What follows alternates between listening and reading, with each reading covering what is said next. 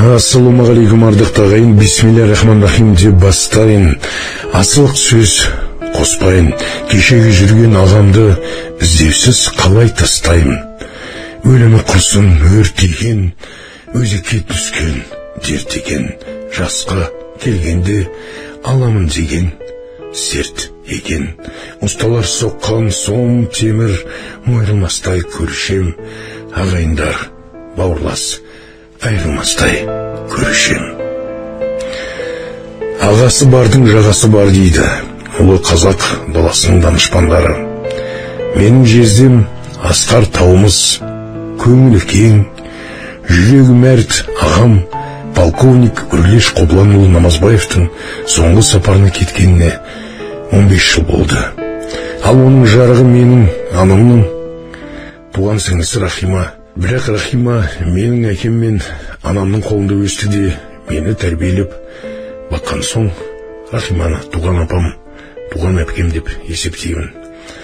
Рахима 1988 жылы Өрекеңе тұрмысқа шыққан кезде мен Ресейдің қиыр шығысында кеңес әскерінің қатарында болғам. 6 айдан кейін үйге оралуым керек еді. Бірақ бізде кавказдықтармен бір үлкен төбелес орын алды да, сол үшін мені кінәлі деп айыптап командирлер гауптвахтаға қамаған еді. Сол дисбатқа 3 жылға бостандығымнан айырылу қауіпі үстінен төніп тұрды. Сол кезде мені құтқару үшін Шымкенттен аяулы анам Баян, қасына күйеу баласы Үрлеш ағаны ертіп 5000 шақырым жердегі Хабаровский крайға келген. Тайга Өрекеңді мен алғашқы көрген кезде Мұқағалидың мына сөздері есіме түсті. Арыстандай айбатты, жолбарыстай қайратты, қырандай күшті қанатты. Сол кезде Үрлеш ағам формада, полковниктің қызыл погондарымен менің басшылар командирлерімді, замполит және басқа да офицерлерді жинап тік тұрғызып, Өрекең орысша тап-таза, грамотно сөйлейтін еді. Заң тақырыбында дәрісті берді.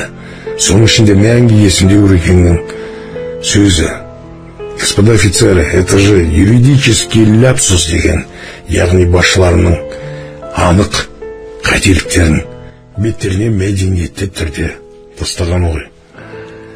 Солай мені Үрлеш ағам әскери түрмеден аман-есен алып қалды. Дембелдің мерзімі келген кезде мен әрине Ақтауға, ол кезде Шевченко қаласына бардым. Анаммен бірге. Ағам мен әпкем бізді құшақ жая қарсы алды. Ақтаудағы құдалармен таныстық, бөлелермен. Сол кезде ең кенже ұлдары Саят дүниеге келіп, бізге бәрімізге любимчик болып кетті. Үрлеш ағам бүкіл Маңғыстауды аралатып, бізге Форт Шевченко, Баутина, Бозжыра, Қарагие, Бекет әулиенің мешіті және де тағы басқа қызық жерлерді көрсеткен. Кейін Үрлеш ағам мен Рахима оңтүстікке жиі келіп тұратын. Ауылмен тауда қой сойып, салқын қымыз ішіп, әрі қарай Сарыағаштың шипажайларының біріне баратын еді. Менің аяулы анам Баян Өтәліқызы 2006 жылдың 8 қарашада көзін жұмды. Ал бір аптадан кейін ауруханада анамның артынан өзінің жақсы көретін күйеу баласы 70 жасында кетті. Ал екі жылдан кейін Рахима да марқұм болды. Аллаға шексіз шүкір, тәубә. 3 қыз бен 4 ұлдан 12 немере, 10 шөбере шежірені жалғастыруда Намазбаевтардың. Настоящий полковник Үрлеш Намазбаев еліміздің нағыз жанашыры, патриоты, батыры, ақылды да арқалы азаматтардың бірі. Өз маманының қас жібереді, жүрегі мәрт, көңілі кейін.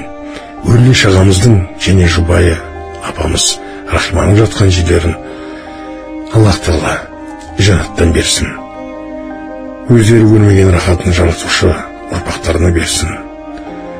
Өлгеннің соңынан өлмек жоқ, өлгенге қайтып келмек жоқ. Ат тұяғын тай басар, амал дәптерлерін оң жақтарынан ашылсын. Алла тағала алдарынан жарылқасын, жатқан жерлерін жайлы болсын.